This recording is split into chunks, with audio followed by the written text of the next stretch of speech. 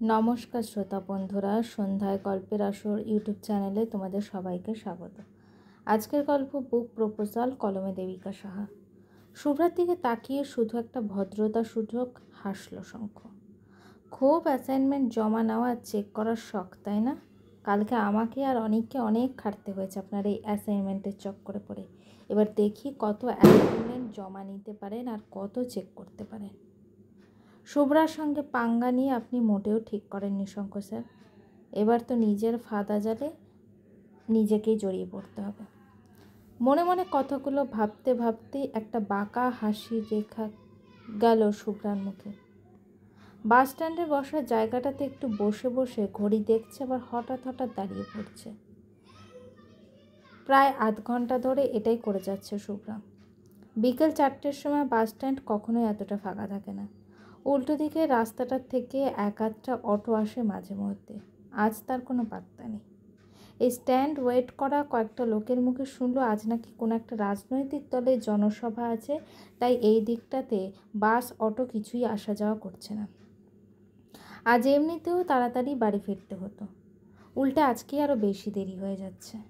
কথাটা ভাবতে ভাবতে একটা বিরক্তির ভাব প্রকাশ পেল শুভ্রার মুখে। উঠে পড়ো বাইকে। আজ তোমার এক্সকিউজগুলো বন্ধ রেখো প্লিজ।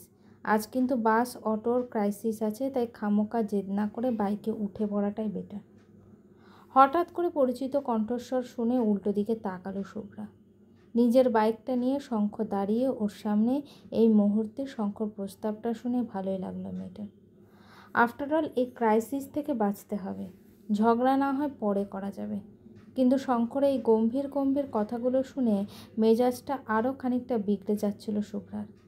তবে বিপদের সময় অত কথা ধরতে নেই, তাই চুপ করে যাওয়াটাই বেটার। কী হলো? বাইকে উঠতে বললাম যে। দেখো, তোমাকে বাড়িতে পৌঁছে কিন্তু আমারও বাড়ি যেতে হবে, আর সবসময় ঝগড়া করার মুডে কেউ থাকতে পারে না, তাই কথা না বাড়িয়ে বাইকে উঠে পড়ো। শঙ্খ থেকে একবার বড় বড় চোখে তাকিয়ে তৎক্ষণাৎ চোখটা সরিয়ে নিল শুভ্রা। নেহাত বিপদে পড়েছে, তা না হলে শুভ্রাও ছেড়ে দেওয়ার পাত্রী নয়। এতগুলো কথা শোনানোর জবাবটাও দিয়েই দিত। বসেছি, চলুন। ফ্রন্ট মিররের দিকে চোখ যেতেই শুভ্রার বাইকে বসার স্টাইলটা চোখে পড়ল শঙ্কর। ওর চোখ দুটো এমনিতেই বড় বড় হয়ে গেছে শুভ্রাকে দেখে। কি হলো? এখন দেরি হচ্ছে না আপনার? চলুন। বাইকের পিছনের সিটে উল্টো করে বসে আছে শুভ্রা। মানে স্বাভাবিকভাবে যেদিকে মুখ করে বসার কথা সেটা না করে উল্টো দিকে মুখ ঘুরিয়ে বসে আছে মেয়েটা। এটা কি? মানে তুমি কিভাবে বসেছ?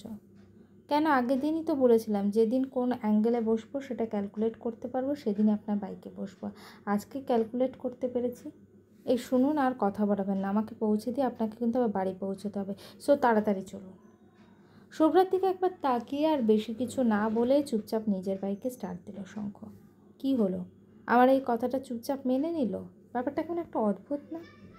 সে যাই হোক, আমি বাবা এরকম উল্টো দিকে ঘুরে বসার যে একটা আলাদা আনন্দ আছে সেটাই উপলব্ধি করি।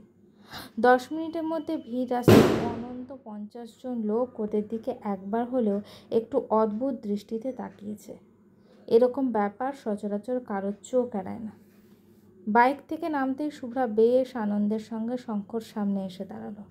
আফটারঅল বিনা প্রতিবাদে শঙ্কর ওর এই অদ্ভুত আবদারটা মেনে নিয়েছে। একটা জিতে যাওয়ার আনন্দ তো থাকবেই।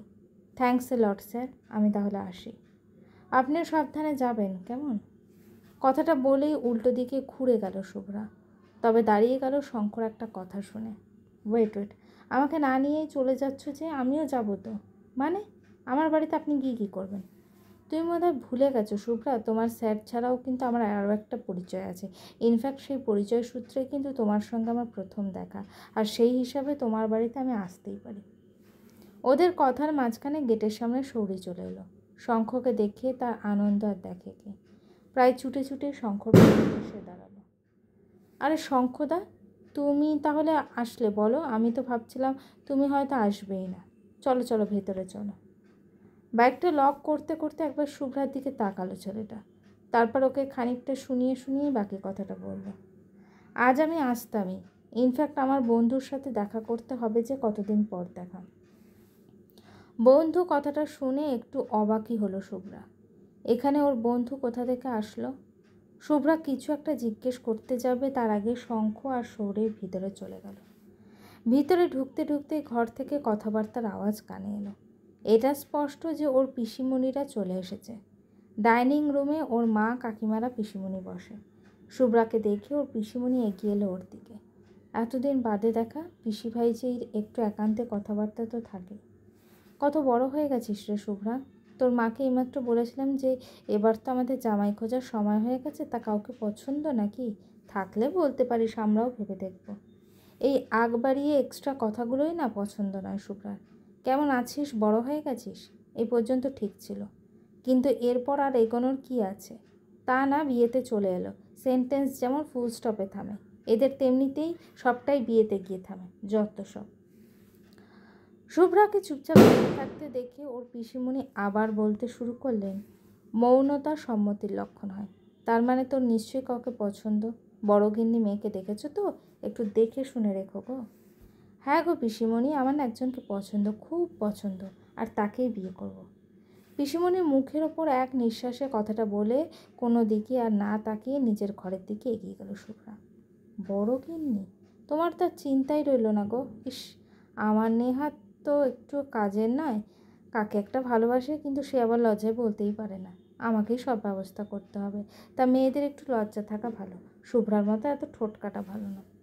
শুভ্রার বলার শেষের কথাগুলো কেউ বিশ্বাস করুক আর না করুক, দরজার পাশে দাঁড়িয়ে থাকা একটা মুখ গম্ভীর হয়ে গেল শুভ্রার কথাগুলো শুনে। হাতের মুঠোটা শক্ত হয়ে গেল, আর তার সাথে চোখ দুটোও ছলছলে। এসেই শুরু হয়ে গেছে আমাকে নিয়ে, কিছু না বললে কি এদের দিন চলে না? হে ভগবান, আমি কি করেছি যে সবাই আমাকে সবসময় পিঞ্চ করে কথা বলে? এদের মতো পরনিন্দা না করে না সারাদিন বই পড়াটা কি আমার দোষ, নাকি এদের হ্যাঁতে হ্যাঁ মেলাতে পারাটা আমার দোষ? একটু পরেই তো আবার নেহা দিদি আসবে, সে আবার কী বলবে কে জানি। নেহা দিদি নাকি আবার শঙ্খ স্যারের বন্ধু। একে নামে রক্ষে নেই, তার উপর আবার সুগ্রীব দোষ। একটু আগেই নেহার সাথে একবার দেখা করতে গিয়েছিল শুভ্রা। ওখানেই শঙ্খকে নেহার পাশে বসে থাকতে দেখেছে। নেহার মুখে শুনলো যে নেহা আর শঙ্খ নাকি বন্ধু, সেই কোন ছোটোবেলা থেকে ওদের পরিচয়। আর সে তো বেশ সুন্দর করেই হেসে হেসে কথা বলছিল নেহা দিদির সাথে। পড়ার টেবিলের ওপর রাখা পেপার ওয়েটটাকে ঘোরাতে ঘোরাতে নিজের মনেই কথাগুলো ভাবছিল শুভ্রা। আসতে পারি? পরিচিত কণ্ঠস্বর শুনে দরজার দিকে একবার তাকালো মেয়েটা। এ কি আপনি আমার ঘরে? হ্যাঁ, শরীর কাছ থেকে শুনলাম এটা তোমার ঘর। হ্যাঁ, আমার ঘর, আসুন। শঙ্খ ঘরে আসলে খাটের পাশে টুলটাকে এগিয়ে দিল বসার জন্য। হ্যাঁ, এবার বলুন কি দরকার? কোনো দরকার ছাড়া তোমার ঘরে আসা বারণ নাকি? তুমি এতটাই ব্যস্ত থাকো নাকি যে দরকার ছাড়া কাউকে নিজের ঘরে অ্যালাউ করো না? ইতিমধ্যে নেহাও এসে পৌঁছেছে শুভ্রার ঘরে। শঙ্কর কথাটা শুনে ও নিজেও শঙ্কর সাথে একটু তাল মেলালো। আর বলিস না তো, ও কি কোনোদিনই কাউকে পাত্তা দিয়েছে নাকি যে আজ দেবে? ছোটোবেলা থেকেই তো এরকম, নিজেকে সবার থেকে বেশি স্পেশাল ভাবে। ও কি আমাদের মতো নাকি যে ওর সাথে এসে সবাই গল্প করতে পারবে? ও তো আবার আলাদা, সবার থেকে আলাদা। নেহা দিদি, তুমি আমাকে ভুল বলেছো। আমি এরকম কিছু মিন করে বলিনি। আমি তো শুধু... তুই থাম তো শুভ্রা, আমার সব জানা আছে। একটু তোর ঘরে বসতে দেওয়া নিয়ে আবার কারণও জানতে চাইছিস? শঙ্খ, চল তো আমরা ওই ঘরে গিয়ে বসি, ওকে তো আবার ডিস্টার্ব করা যায় না। আসলে স্পেশাল মানুষ তো। কথাগুলো বলেই নেহা ওই ঘর থেকে বেরিয়ে গেল। ওর একটা হাত অবশ্য স্পর্শ করে আছে শঙ্খর হাত। শঙ্খকে কিছু না বলেই বেরিয়ে যেতে হলো নেহার সঙ্গে। তবে যাওয়ার আগে শুভ্রার পড়ার টেবিলে রাখা একটা জিনিস থেকে শঙ্কর চোখ দুটো স্থির হয়ে গিয়েছিল কিছুক্ষণের জন্য। গল্পটি কেমন লাগলো অবশ্যই কমেন্ট করে জানিও। আর আমার চ্যানেলে গল্পগুলো যদি তোমাদের ভালো লেগে থাকে, চ্যানেলটিকে সাবস্ক্রাইব করে পাশে থেকো।